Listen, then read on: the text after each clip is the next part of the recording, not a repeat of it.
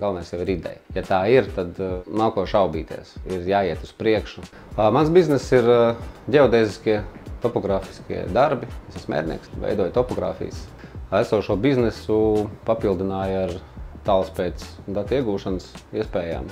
Tas ir ar drona un lidara palīdzību, tas ir laserskenera aparāts, kas skenē zemes virsmu, iegūst punktu mākoni, kur var tad veidot 3D failus, attiecīgi projektēšanu 3D formātā un tā tālāk.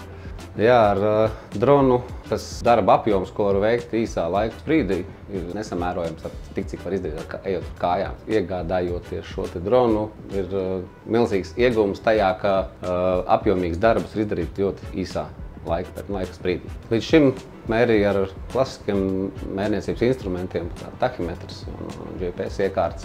Prasības aug pret projektēšanu un attiecīgi topogrāfiju izgatavošanu, tad es nolēmu, ka jāmēģina iegādāties ar nopietnāku tehniku. Altuma aizdevumu izmantoju bezpilotu lidaparātu iegādēji, kas aprīkots ar laserskeneri.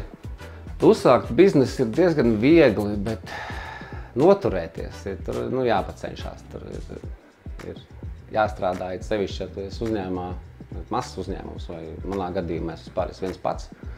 Jā, tad tas laika, kas man jāpat gan darbos, gan citos uzņēmumu vadīšanas darbos, tas man paņem principā visu laiku. Ir jāpapūlās, lai noturētos, un kad jau iestrādājās, tad viss kārtībā.